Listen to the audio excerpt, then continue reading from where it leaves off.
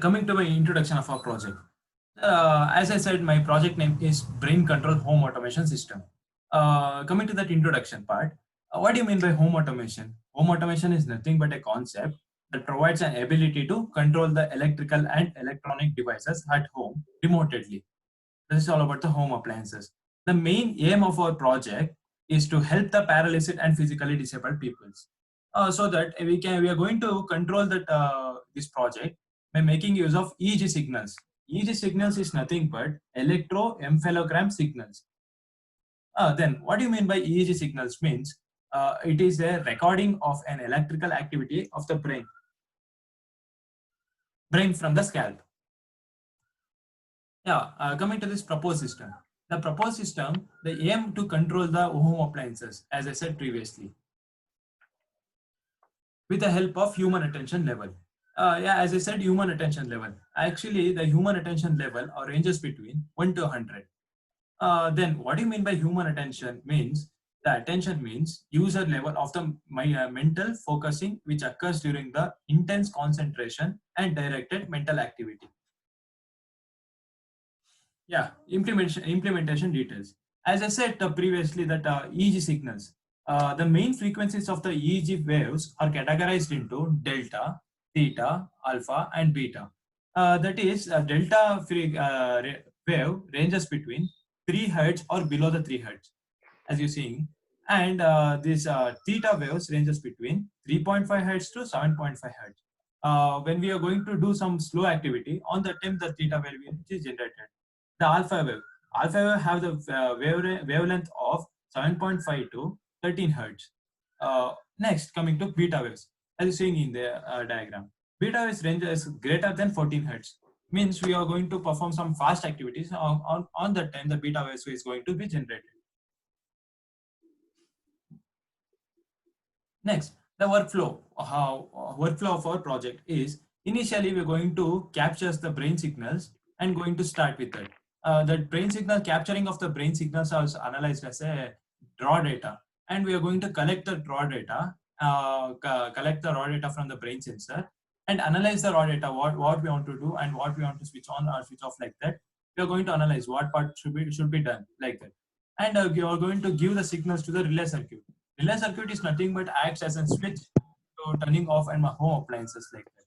And we are going to control the home appliances using that. And algorithm used is explained by the Supriya. Good afternoon, everyone.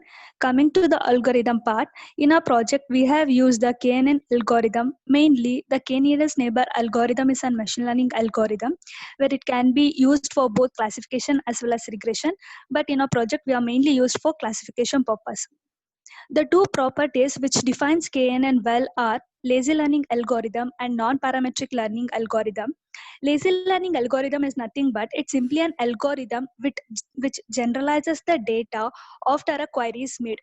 Similarly, the KNN also stores all of the points, then it uses the data when you make a query for it.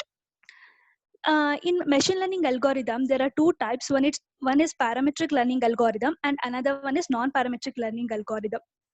But here, non-parametric learning algorithm defines the KNN well because it uses a flexible number of parameters, and also the number of parameters grows as it learns from more number of data.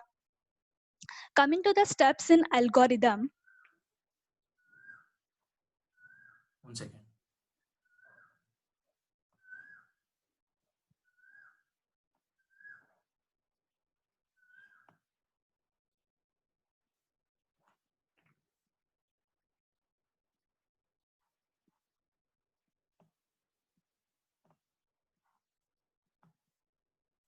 ಏನ್ರೋ ಆಯ್ತು sir ಇದು stuck ಆಯ್ತು sir ಅದಕ್ಕೆ. Yeah, Supriya, you can continue. Okay, coming to the steps, firstly we require some data set, and in KNN first we load both the training data as well as the test data. Comparing to our project, the test data will be the current values that the sensor values will be loaded into the test data. Training data set is nothing but previous reading values of the people, like the brain waves values will be stored in the train data set. Next step is we choose the value of the K. that is the nearest data sensor value. Here the k can be of any integer, and mainly the k value is taken from the test data set. Next, we need to perform some operations that we need to calculate the distance between test data and also each row of the training data. For this, we are using the Euclidean distance formula. Next, now based on the distance value that we got, we will sort that values into ascending order. Next, we'll choose the top k rows from the sorted array and we'll assign a class to that test point based on the most frequent class. Coming to the working part of algorithm, here is an example. Like, let us consider a simple case. As we can see here, on a plane, we have spread some red circles and also green squares. Now consider our blue star as our test data set, which is our current values. Here, blue stars can either be in red circles or it can be in green square. It's nothing but the sensor data set values. In KNN, as we know that the k is the nearest neighbor we wish to take. So let us assume the k value is 3. Now we'll make a circle with blue star as a centroid point, and we would able to get enclose only 3 data points on a plane. So Supriya, you're not audible. ನಿಮ್ಮ network check ಮಾಡ್ಕೊಳ್ಳಿ. ಏನು ಸರಿಯಾಗಿ ಕೇಳಿಸ್ತಾ ಇಲ್ಲ. Sir ಅಲ್ಲ sir, ನಿಮ್ voice clear ಆಗಿಲ್ಲ sir ಇಲ್ಲೇ. Hello hello hello. ಹಲೋ ಬರೋ ಸರ್, ನಿಮ್ ಕೇಳಿಸ್ತಾ ಇದೆಯಾ ಸರ್ ಇದು ನಾವು ಹೇಳ್ತಾ ಇರೋದು ಕರೆಕ್ಟ್ ಆಗಿ? ಕೇಳಿಸ್ತದೆ ಕಣ. ಶಶಿಧರ್ ಸರ್, ನಿಮ್ ಕೇಳಿಸ್ತಾ ಇಲ್ವಾ?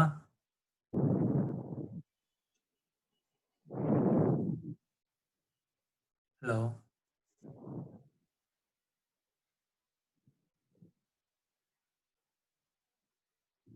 ಸುಪ್ರಿಯಾ, ಕಂಟಿನ್ಯೂ ಮಾಡು ಸರ್.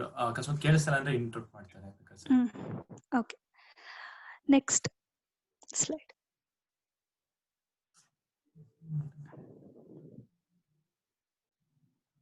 Next slide. ಶೇರ್ ಆಗ್ತಾ ಇಲ್ಲ.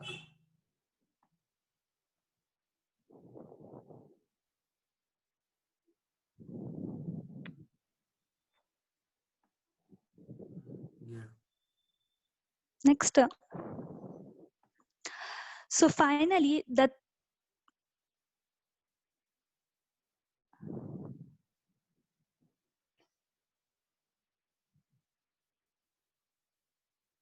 ಹಲೋ ಸುಪ್ರಿಯಾ, ಕಂಟಿನ್ಯೂ ಮಾಡು. Okay, so finally the 3 closest point to the blue stars are all red circles. So we can say that here the choice of the parameter k is very important in this algorithm. How we implemented in our project is the values from the frequency are taken as input, and we need to convert that input values into the command. For that purpose, we will map between train dataset and the test dataset. As I told earlier, test dataset will consist of the current values of the sensors, and the train dataset will contains the previous readings of the people, that is the brain waves. So the nearest value that we got will be converted into the command, and later the command will be executed. Why we have used Euclidean distance? Because to calculate distance we have used, and also to check whether the value we got it is eligible or not. That's about the algorithm part.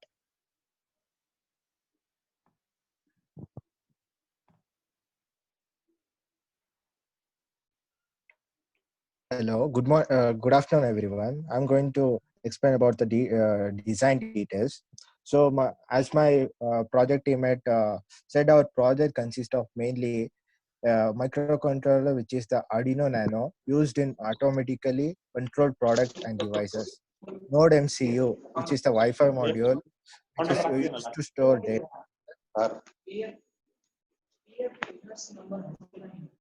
ಇಲ್ಲ PF ಇಲ್ಲ ಅಂತ account number ಇಲ್ಲ, ಆ ಕಾಲೇಜಲ್ಲಿ ಇರಲಿಲ್ಲ.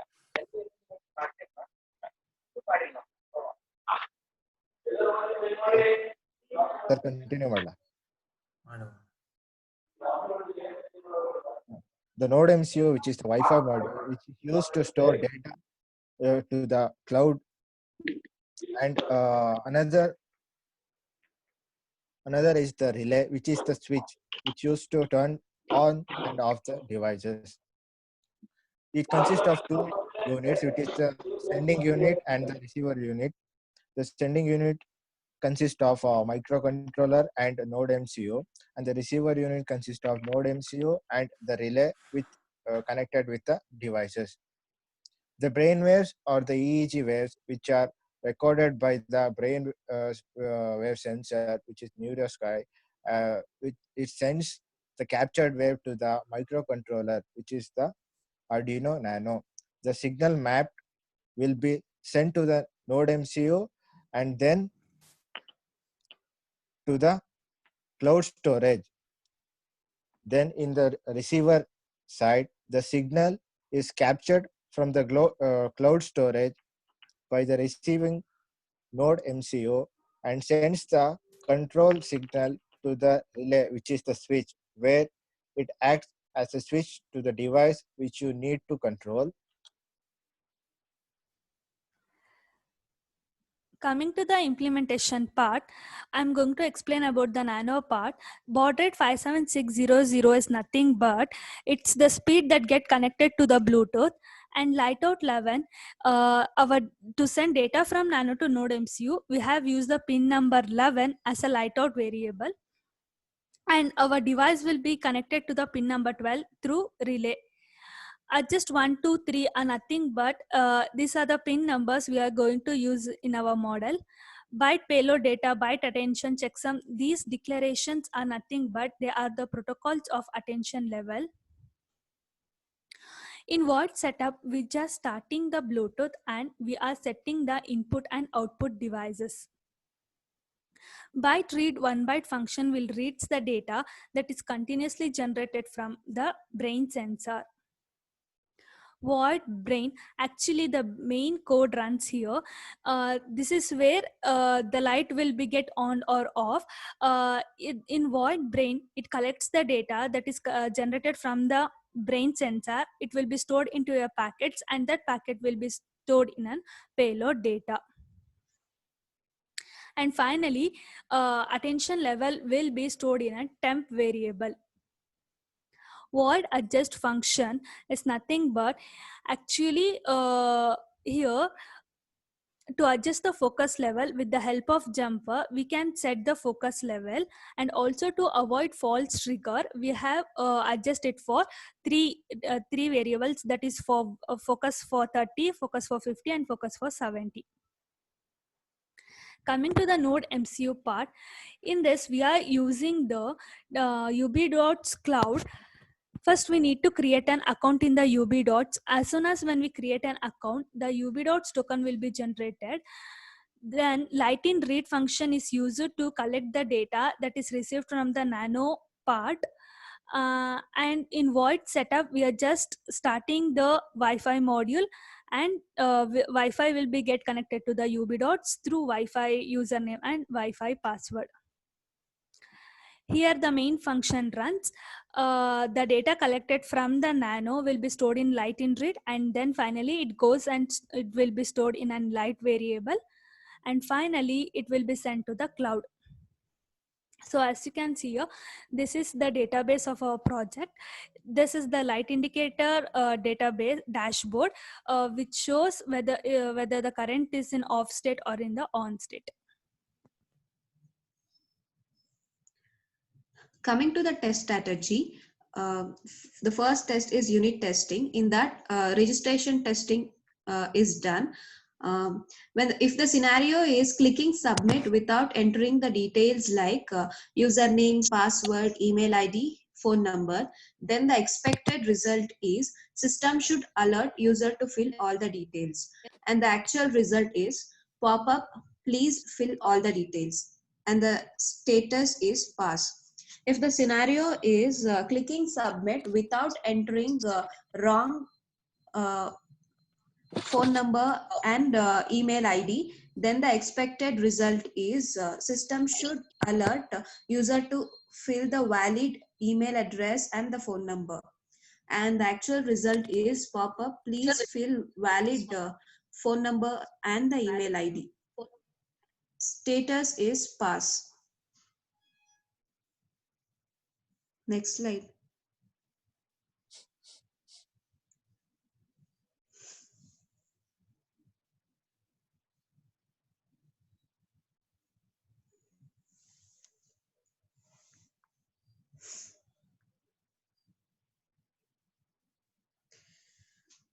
Next is logging testing.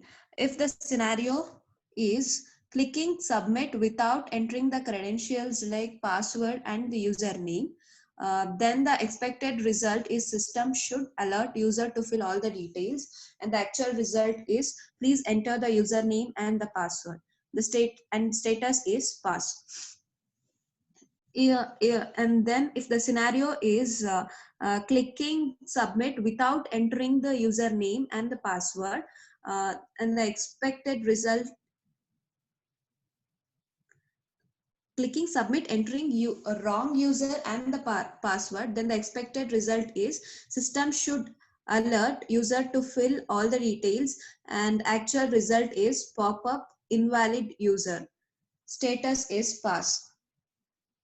And the next testing is integration testing. If the scenario is updating of the username created during the registration after the login, then the expected result is system should control renaming of username. And actual result is user is not allowed to rename the username, and the status is pass. If the scenario is changing of the password created during the registration process, then the expected result is system should allow to change, but the actual result is user is not allowed to change the password. In that case, the status is fail.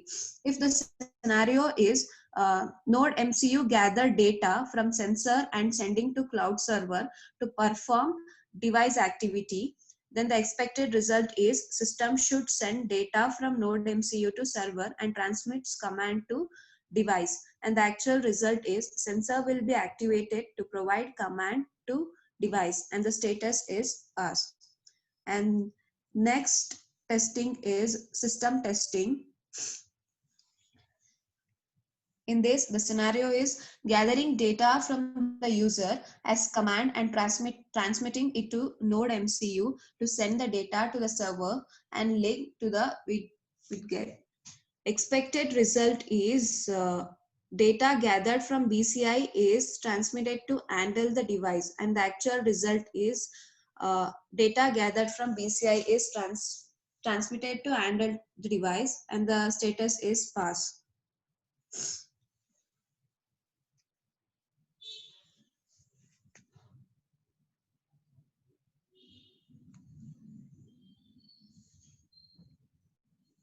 So coming to the result discussion, implementation of non-invasive type of brain-computer interface technique to control the home appliances using EEG-based brain signals. The design is cost-effective and easy to build.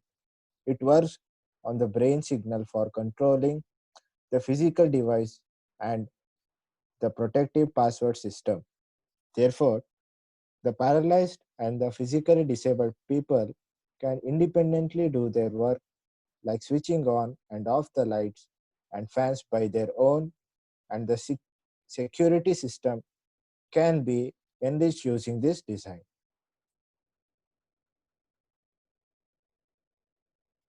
Thank you.